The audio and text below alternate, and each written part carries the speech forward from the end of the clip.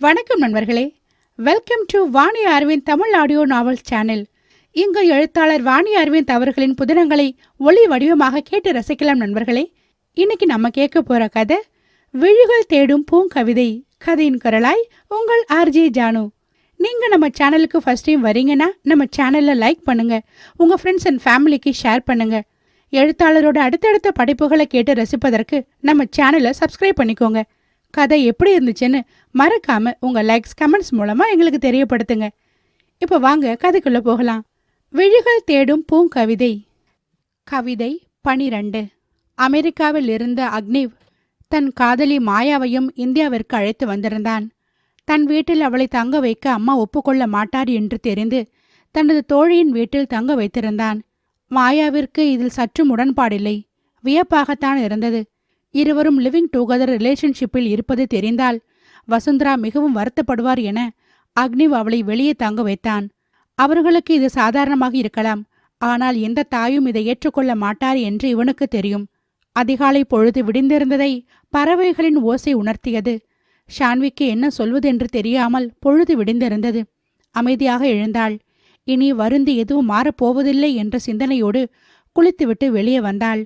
ஹர்ஷத் எந்த ஆரவாரமும் இன்றி அமைதியாக படுத்து உறங்கிக் கொண்டிருந்தான். என்ன நடந்தாலும் இனி இவர்தான் நம் வாழ்க்கை துணை என நினைத்து கொண்டு சமையல் அறையில் சென்று இவனுக்கும் சேர்த்து காஃபி போட்டு கொண்டு வந்து எழுப்பினாள். இந்த வேலையெல்லாம் செய்யத்தான் அந்த பாட்டி இருக்காங்களே, உன்னை யார் செய்ய சொன்னாங்க என்றான். எனக்கு சும்மாவே இருக்க ரொம்ப கஷ்டமா இருக்கு, அத சின்ன சின்ன வேலையாவது செய்யலான்னு என தயக்கத்தோடு சொன்னாள்.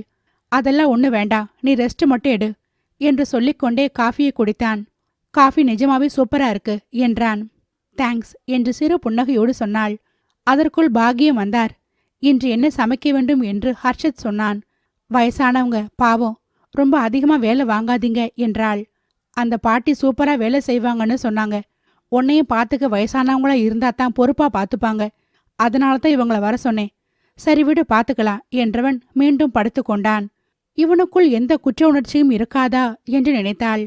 பாக்கியத்தோடு ஷான்வியும் சமையல் அறைக்கு சென்றாள். அப்போது ஷான்வியின் சித்தியிடமிருந்து போன் வந்தது.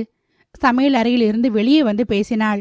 ஷான்வியின் தந்தைக்கு நல்லபடியாக ஆபரேஷன் முடிந்து அவர் ஆரோக்கியமாக இருப்பதாக போன் வந்தது. ஷான்விக்கு மிகவும் மகிழ்ச்சி அளித்தது. அவளது அப்பாவிடம் பேச சித்தி வனிதா அனுமதித்து இருந்தார். அவர் கேட்ட முதல் கேள்வி, பணத்துக்கு என்னமா செஞ்ச என்றுதான். அதெல்லாம் நான் இங்க வேலை செஞ்சு கடனை கட்டிக்குவேன்பா, நீங்க கவலைப்படாதீங்க. 1 வருஷம் அக்ரிமெண்ட்ல வேலைக்கு சேர்ந்திருக்கேன்பா, கடனை கட்டி முடிச்சது ஊருக்கு வந்துருவேன் என கண் கலங்கியபடி கூறினாள்.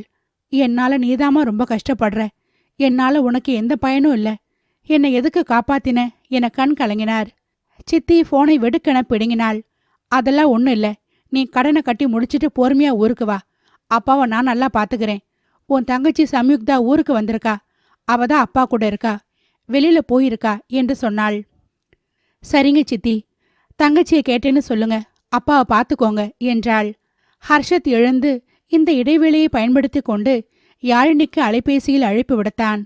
மனம் உடைந்திருந்த யாழினி மனதை தேற்றுக்கொண்டு ஹலோ என்றாள்.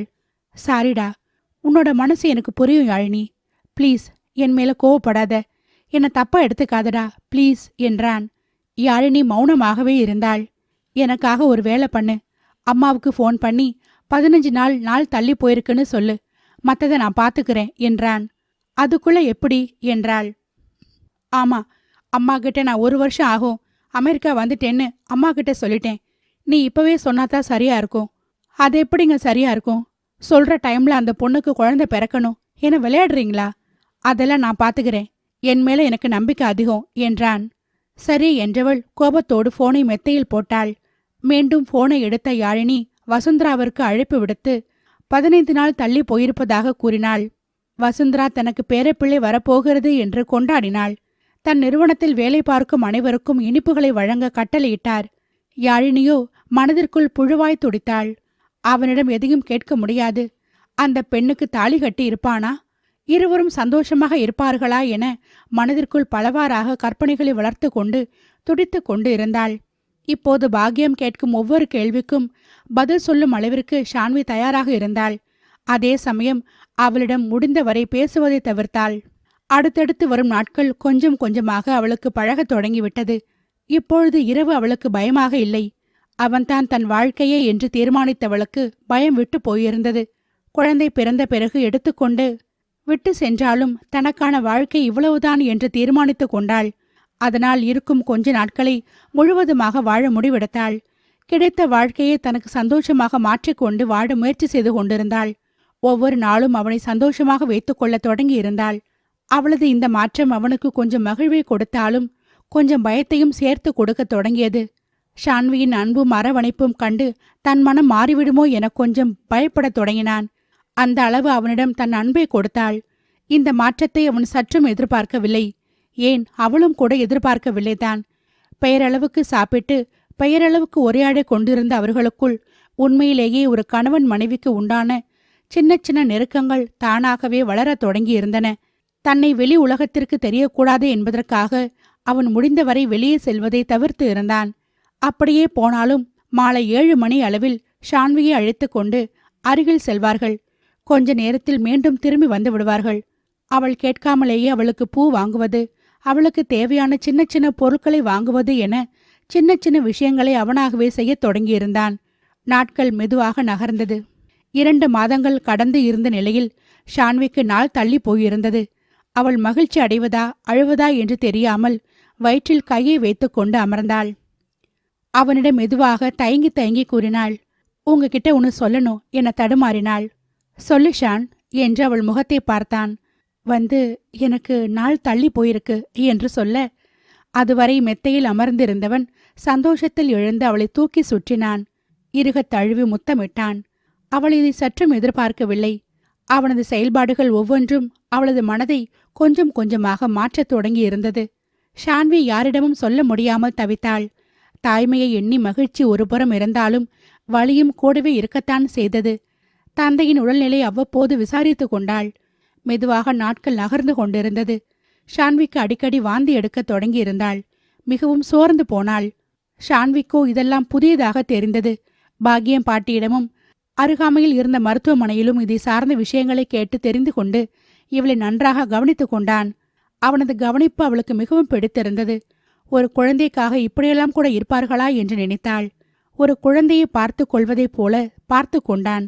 அங்கு இருக்கும் ஒரு தனியார் மருத்துவமனைக்கு அவளை செக்கப்பிற்கு தவறாமல் அழைத்து சென்றான். தாயும் சேயும் ஆரோக்கியமாக இருப்பதாக மருத்துவர் கூறிய மகிழ்ச்சியில் இருந்தான். இதற்கிடையில் யாழினியையும் விடவில்லை.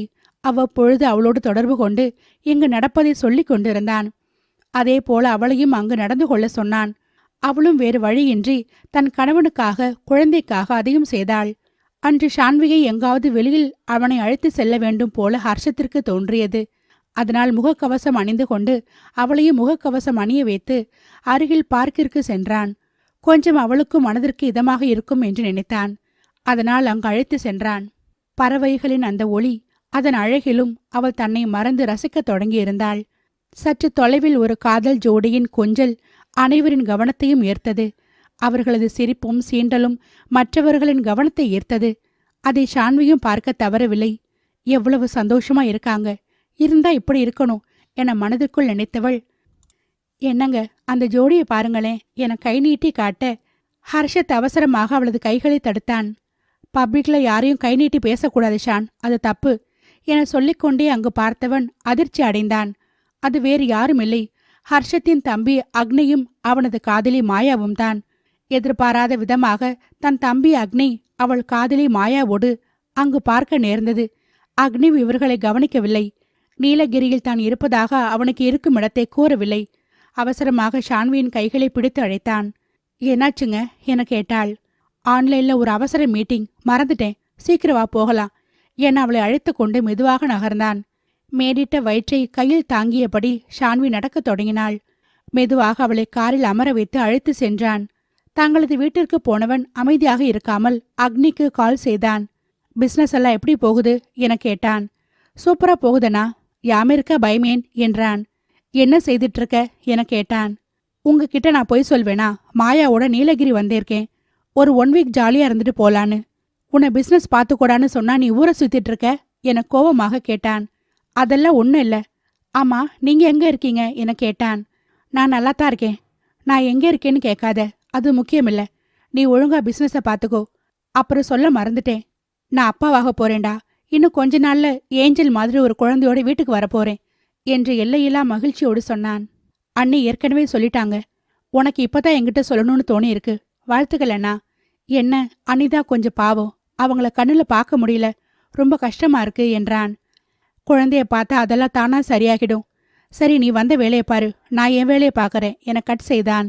அன்று இரவு ஷான்வி அமைதியாக உறங்கிக் கொண்டிருக்கும் போது அவளது மேடிட்ட வயிற்றை ஆசையோடு தடவி பார்த்தான். தன் கரங்கள் பட்டவுடன் அவளது தூக்கம் களையக்கூடாது என்று நினைத்தான். அவளுக்கே தெரியாமல் அவளது வயிற்றில் தன் இதழ் பட்டும் படாமல் மென்மையாக முத்தமிட்டான். அதில் தூக்கம் கலைந்தவள் அவனது செயலை பார்த்து புன்னகைத்தாள். இவ்வளவு அன்பா இருக்கிற ஒருத்தர் என்ன வேண்டான்னு சொல்லி விட்டுடுவாரா என்று நினைத்தாள். ஒரு சிறு நம்பிக்கை, குழந்தைக்காகவாவது தன்னை ஏற்றுக்கொள்ள மாட்டாரா என்று நினைத்தாள். மாதங்கள் கடந்து கொண்டிருக்க அங்கு யாழினிக்கு 7ஆம் மாதம் என வளைகாப்பு நடக்கத் தொடங்கி இருந்தது. விழாவை விமரிசையாக கொண்டாடினார்கள். வந்தவர்களிடம் ஹர்ஷத் அமெரிக்கா சென்று விட்டதாக கூறினார்கள். மாயாவும் இங்கே இருக்க முடியாமல் அமெரிக்கா சென்று விட்டாள். முடியும் பொழுது வந்து போனாள். ஒரு கட்டத்தில் அமெரிக்காவிலேயே இருந்து விட்டாள். நீ உங்க அண்ணன் வந்த பிறகு அமெரிக்காவா? எனக்கு இங்க இருக்க சூழ்நிலை பிடிக்கல என கூறிவிட்டு சென்று விட்டாள். பாக்யமும் ஷான்வியை தன் பிள்ளை போல அன்பாக பார்த்து கொண்டார். ஷான்விக்கும் இங்கு வளைகாப்பு செய்ய வேண்டும் என்ற ஆசை இருந்தது. பாக்யம் அங்கிருக்கும் பெண்களை வைத்து சின்னதாக வளைகாப்பு செய்து அவளது ஆசையை நிறைவேற்றினார். ஷான்வியின் முகத்தில் இருக்கும் பூரிப்பையும் அழகையும் ஹர்ஷத் ரசிக்க தவறவில்லை. எத்தனை அன்பான பொண்ணு! ஒருவேளை யாழினிக்கு முன்னாடியே இவளை சந்திச்சிருந்தா என் வாழ்க்கை இவளோடையே போயிருக்கும். இவளை விட்டு எப்படி நான் விலகப் போறேன்னு தெரியலையே. என்னால முடியுமா என மனதிற்குள் நினைத்து கொண்டான். குழந்தை பெறப்போகும் நாள் நெருங்கிக் கொண்டே இருந்தது. அவளின் தாய்மையின் அழகு இன்னும் மெருகேறிக் கொண்டே போனது. அன்று ஏனோ ஹர்ஷத் தன்னையும் அறியாமல் அவளின் கைகளை பிடிக்க கண்களில் கண்ணீர் தானாக முட்டிக்கொண்டு வந்து நின்றது. என்ன மன்னிச்சிடு ஷான்வி என்றான். எதுக்குங்க மன்னிப்பு என்றாள். மனசை விட்டு சொல்றேன். என் மனைவியை சந்திப்பதற்கு முன்னாடி உன்னை சந்திச்சிருந்தா என்னோட வாழ்க்கை துணையா நிச்சயமா காலம் முழுவதும் உன்னோட இருந்திருப்பேன். ஒரு குழந்தை வேணும்னு மட்டும்னு தான் நான் சுயநலமா நினைச்சேன். ஆனா உன்னோட அன்பு அரவணைப்பு கொஞ்சம் கொஞ்சமா என்னை மொத்தமா மாத்திடுச்சு. உன்னை விட்டுட்டு போக முடியுமான்னு எனக்கே தெரியல. உன்னை விட்டு கொடுக்க முடியுமான்னு தெரியல. எனக்கு ரொம்ப பயமா இருக்கு ஷான்வி. என் மனைவிக்கு வாக்கு கொடுத்திருக்கேன். குழந்தையோட வருவேன். உன் கூட தான் கடைசி வரைக்கும் இருப்பேன்னு சொல்லியிருக்கேன். ஆனா இப்போ அந்த வாக்கை என்னால காப்பாற்ற முடியுமான்னு பயமா இருக்கு என அவளது கைகளை பிடித்து கொண்டு சிறு குழந்தையாக அழுதான். எனக்கு நீ வேணும் ஷான்வி என சட்டென்று அவன் கூறிய வார்த்தைகளில் ஷான்வியின் விழிகளில் இருந்து கண்ணீர் வழிந்தது. அவனது கரங்களை இறுக பற்றி கொண்டாள்.